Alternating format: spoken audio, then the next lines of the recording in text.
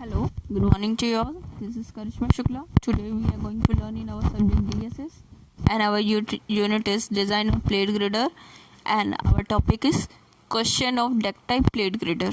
Now, कल हम bending moment निकाल चुके थे, आज हम मैक्सिमम शेयर फोर्स निकालेंगे। तो मैक्सिमम शेयर फोर्स के लिए पहले अपन क्या करेंगे, जो अपना EUDL है for shear force for broad gauge main line loading for span length 24 ले लेते हैं।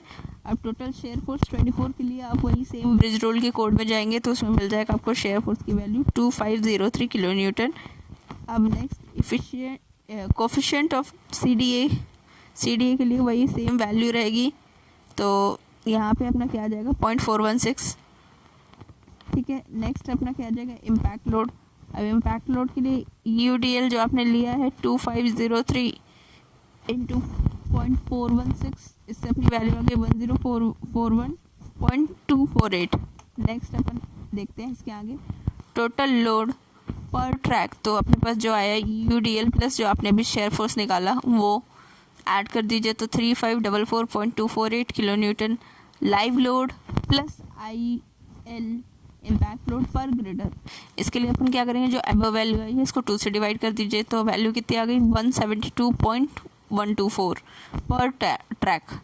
नेक्स्ट शेयर फोर्स पर girder due to live load plus impact load, इसके लिए अपन क्या करेंगे 1772.124 डिवाइडेड बाई 2, अपने पास वैल्यू हो गई 886.06।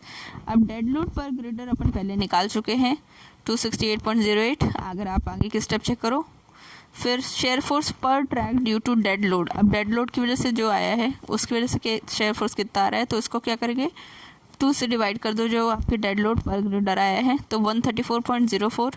तो total shear force at each end on girder, तो इसके लिए 886.04 plus 134.04 equals to 1020.10 kilo newton. ये अपना टोटल आ गया शेयर फोर्स।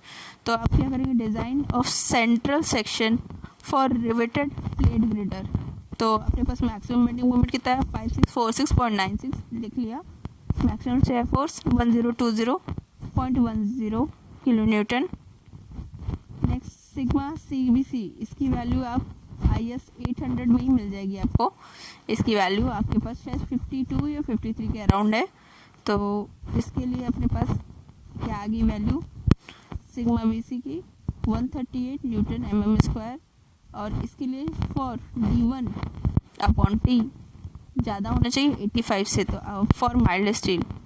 नेक्स्ट अपन ने क्या किया, assume thickness of TW equals to 10 mm पहले एज्यूम करते हैं, तो then depth equals to 1.1 into √m/सिग्मा BC इंटू TW। वैल्यूज़ रख दीजिए, m की वैल्यू सिग्मा BC की वैल्यू अपन ने मानी है, तो अपने पास कितना आ गया 225.15। सिमिलर मान लो 2230 mm की, बट मिनिमम डेप्थ थिकनेस के लिए अपने पास क्या नॉर्म्स दे रखे हैं, D should not be greater than L/12। तो अपन चेक लगाते हैं, यहाँ इस केस में ये फेल हो गया है ना, ये ज़्यादा हो गया तो ये फेल हो गया। नेक्स्ट अपन क्या करेंगे, फिर इस केस में ये पास हो गया क्योंकि एक ज़्यादा है वैल्यू और वो वैल्यू कम है, तो ये hence okay. Assume shorter leg with web end, आप जैसे ये फिगर मैंने बनाया तो इसमें अज्यूम करिए कि जो शॉर्टर लेंथ है, मतलब जो ये वाली साइड है, ये वाली जो एंगल सेक्शन की साइड है, ये जो है अपनी वेब से कनेक्टेड है और लॉन्गर साइड अपनी फ्लेंस से कनेक्टेड है, ये मान ले रहे हैं जो अपनी एंगल सेक्शन लगा रहे हैं। नेक्स्ट इसी में क्या अज्यूम करिए कि जो शॉर्टर लेग है उसकी लेंथ जो है 150 mm है, तो क्लियर डेप्थ कितनी होगी D1, तो D1 के लिए 2230 जो अपने पास ऊपर में वैल्यू आई है -2 इंटू 150।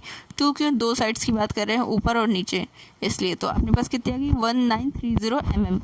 नेक्स्ट अब इसमें भी चेक लगता है, वी हैव 85 से ज़्यादा होना चाहिए पर 175 से कम होनी चाहिए D/TW की वैल्यू, तो चेक लगाइए 1390/10 इक्वल्स टू 193, ये 175 से बहुत ज़्यादा है, तो the section is not permissible. फिर वेब की थिकनेस फिर से एज्यूम करिए 12 mm मान लीजिए इस बार। फिर अपन वैल्यूज़ फिर से कैलकुलेट करते हैं D की, तो 1.1 से सारी वैल्यूज़ कैलकुलेट करने में 2030 अपना फाइनल आंसर ले लिया। फिर वही सेम अपन ने क्लियर डेप्थ निकालने के लिए 2030 minus 2 into 150 equals to 1730 mm मान ली। फिर चेक लगाया तो 144.16 जो है यहाँ पे आ गई वैल्यू, और ये hence okay section is safe. तो अपने पास ओवरऑल क्या आ गया, D इक्वल्स टू 2030 mm और TW equals to 12 mm overall depth. ठीक है, तो नेक्स्ट अपन अगली क्लास में देखेंगे।